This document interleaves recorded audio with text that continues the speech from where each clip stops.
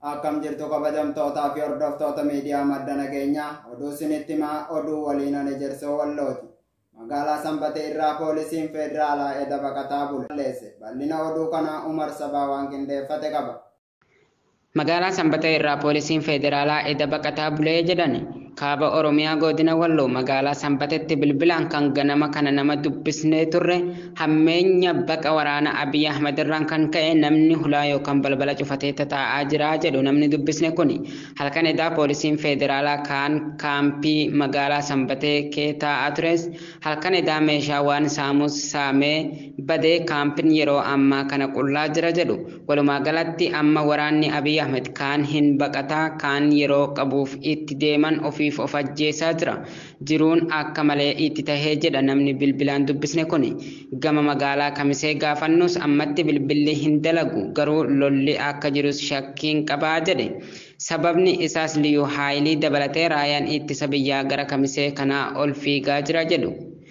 Gama magaalaa Makkannaan ammoo namni magaalaa irraa baqatee gara gaarri gamaaf gamanaa magaalattii dabalatee waraanaan guutame waraanni Abiy Ahmed gaara fi laga keessatti gosa baay'inaa irraa kan ka'e jaldeessa fakkaata jedha namni bilbilaan dubbisne kuni.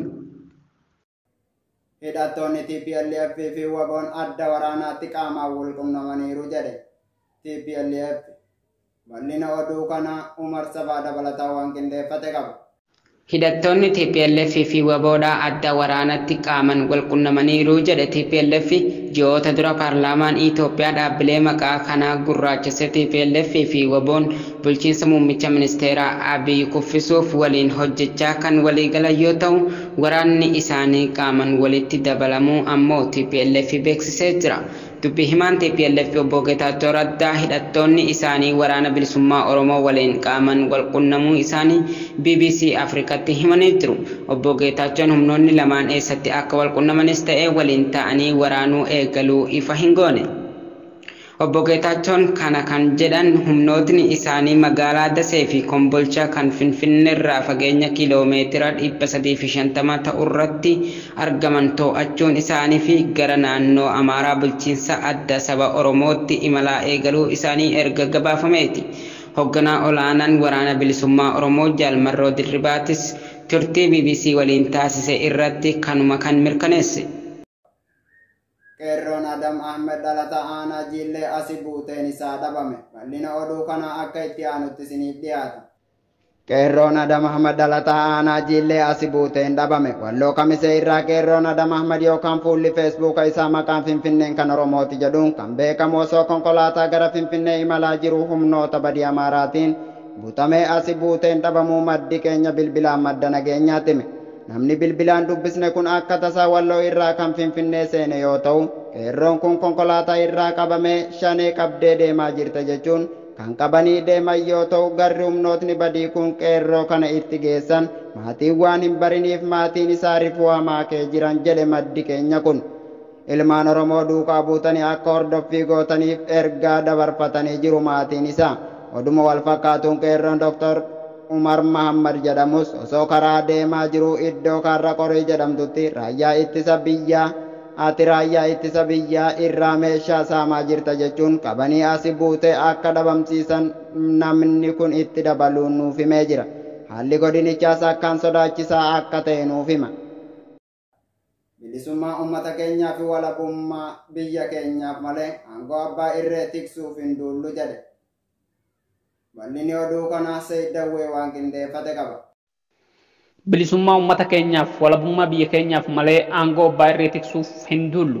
Ibsa qeerroo bilisummaa Oromoo. Waggoota 50 dura qabsoon bilisummaa Oromoo adda bilisummaa Oromootiin hoogganame yommuu eegalu akeeka ifaa fi mul'ataa qabateeti. Akeekni ifaa qabsoon bilisummaa Oromoo qabatee hundeeffame kun Oromoo biyya isaa irratti abbaa akka ta'u hiree mataa isaa akka ofiin murteeffatudha. Mirga abbaa biyyummaa Oromoo lafa isaa bara weerara Minilik dura turetti deebi'ee akka abbaa ta'ee hoogganuuf waan irri lafaa Oromiyaa fi jalli isheetti argaman Oromoon akka itti fayyadamudha. Kana erga gonfatee booda ammoo saboota biyyattii waliin haala waliin jiraatu irratti immoo hireen uummata Oromoof kenname uummatichi dhiibbaa tokko malee hiree isaa mataa isaatiin akka murteeffatu gochuudha. kana seerri addunyaa kan deeggaruu fi jabeessu ta'uun itti qoratamee akka kaayyoo bu'uuraatti qabatamee kan socho'amaa har'a gahamedha. Adeemsa waggaa 50 ol fixe kana keessatti wareegamni ulfaataan kaffalamee bu'aawwan gurguddoon kan hin tuffatamnee fi hin waakkatamne argamaniiru. Har'as garuu uummanni Oromoo gabrummaa dhufaa darbaan irratti wal jijjiiruu irratti qabsaa wareegama kaffalaa jiraatus biyya isaa Oromiyaa irratti abbaan hin taane hiree isaa hin murteeffanne. Ammallee kaayyoo qulqulluu kana bira geenyee uummata keenya dheebuu bilisummaa baasnee abbaa irree ofirraa garagalchinee mootummaa uummataa ijaaruuf qabsoo hadhooftuutti jirra. Haga galma geenyutti fufuunis irbuu seennee waadaa haaromfannee wareegama ulfaataa kaffalaa fuulduratti tarkaanfachuutti jirra. Akkuma hunduu quba qabu haalli siyaasa Itoophiyaa keessa saffisa guddaadhaan jijjiiramaa jira. Teessoon abbaa irree kirkiree qarqara boollaa ga'eera. Kana gochuu keessatti qooda guddaa kan qabu qabsoo bilisummaa Oromoo keessatti hojii hojjetamedha. Kanaaf ammoo qoodni adda bilisummaa Oromoo olaanaa fi ol ba'ee cululuqee kan mul'atudha. Addi bilisummaa Oromoo hojii karaa waraanaa hojjetuun waraana bilisummaa Oromoo leenjisee bobbaasuudhaan hawaasa keessatti caasaa siivilii qeerroo bilisummaa Oromoo ijaaruudhaan hojii siyaasaa fi dippiloomaasii hojjechuudhaan qooda guddaa kennee jira. Waggoota 10 darban kana keessatti sochii abbaa irree jalaa ba'uun saaxilaa fi wareegama kaffalee dura dhaabbachaa kan tureef jiru addi bilisummaa Oromoo akka haalli siyaasaa biyyattii saffisaan jijjiiramu kana keessatti gumaacha olaanaa kenne. Waraanni bilisummaa Oromoo sochii isaa sadarkaa olaanaatti guddisuudhaan guutuu Oromiyaa keessatti sochii diinaa ugguree teessoo abbaa irree ollachiiseera. Qeerroon bilisummaa Oromoo sochiin hawaasa keessaa danqamaa deemuudhaan baay'inaan gara waraana bilisummaa Oromootti makamee qabsoo hidhannoo gaggeessuu jabeessee itti fufee diina ba'aa fi gala dhorkee jira.